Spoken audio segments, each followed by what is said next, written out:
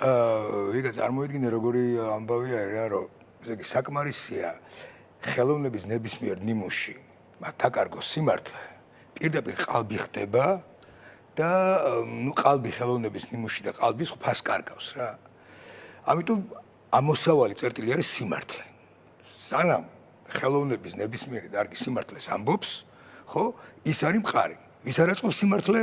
დიქტატორებს და საოკუპაციო ძალას, ხო? აქედან გამომდინარე, საოკუპაციო ძალა და დიქტატურა ყოველთვის ებრძვის მართალ სიტყვას. იმიტომ ზის ზვიად რატიანი ახლა ციხეში. ხომ არ გონიათ რომ მართლა რაღაც ადარდებდათ ის არის.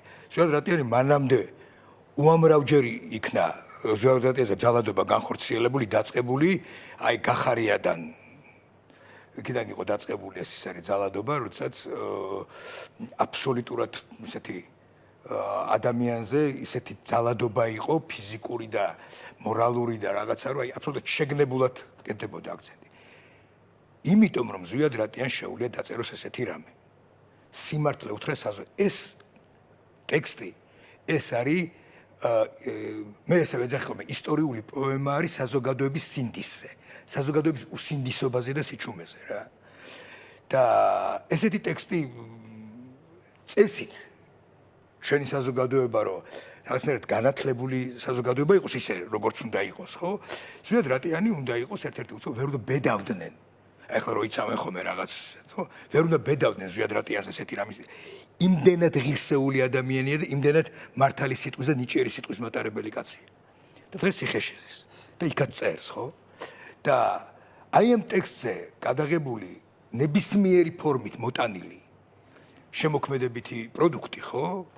პროდუქტი კარგი სიტყვაში მასში, კინოში. არის ჯერ ერთი პირველ რიგში ეს არის ის რომ თუ სიმართლის თქმა არ გინდა, ვერ გადაიღებ ამას. და მით უმეტეს ის როდესაც ამას აკეთებს პროტესტი, აი ეს რუსთაველის პროტესტი. და მე შემიძლია აბსოლუტური პასუხისგებლობით თქვა, რომ ერთ მხრივ ეს არის ისტორიული ფაქტი, ვინ იყო ამ პროტესტში. და ვის აქვს ვინც დღეს ოკუპაციის და დიქტატურის მხარეს არის, ის ამ ფილმში მონაწილეობას არ მიიღებს და ვერ მიიღებს. იმიტომ რომ თუ არ ახარ განწყობილი ესე, ხო? ესეთი ემოციურად საქართველოს თავისუფლების და ღირსეული ამ ფილმში მონაწილეობას ვერ მიიღებ.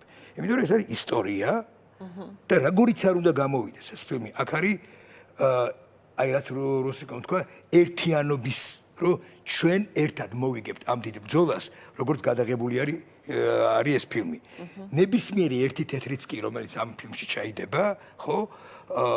ეს იქნება აი ბრძოლის ნიმუში პირდაპირ და ახლა ზაზაზე, რუსიკოზე, იქ ყველაზე ჩვენს მეგობრებზე იქ აღარ ვამბობ რა მსახიობები, როგორი პროფესიონალური მსახიობები თამაშობენ, ხო რომ არც შემოგხედავენ სხვა დროს თუ ნორმალურ ჰონორარზე არ დაელაპარაკე, ხო?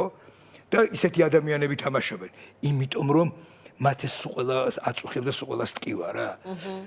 და მე ეს ჩემთვის არ არის მარტო ფილმი. როგორც არ იქნებოდა უბრალოდ ტელესპექტაკლი, ყოფილიყო ტელესპექტაკლი, ხო? ეს არის ჩემთვის აი ეპოქა ერთ გვარად გაკეთებული და აი ეს დროშები ხო ჩვენი დასაწყისი ამ თავისუფლების და ნიშანი, ხო? და ყველა ადამიანი და მე მგონი რომ ვიკა აუცილებლად უნდა იყოს მაგ ფილმში. თანხმები აბსოლუტურად. ხო და პირობა მომეც. აქედან გამომდინარე თან მუსიკალური ფორმა და ზვიადის მთელი ოჯახი რო არის ჩართული ამ მასში. სხვადასხვა ზვიადისთან ბოლო მიმოწერა, რომ ნახე ინბოქსში იყო, რომ მის შვილზე მწერდა. აი ეს იყო ჩვენი ბოლო მიმოწერა. რაღაცნაირად ფიქრობ რა, რომ ეს არის სარკე. აი იმ განწყობის, იმ ემოციის და იმ ენთუზიაზმის და ერთად გამარჯვების სარკე არის ეს ფილმი რა.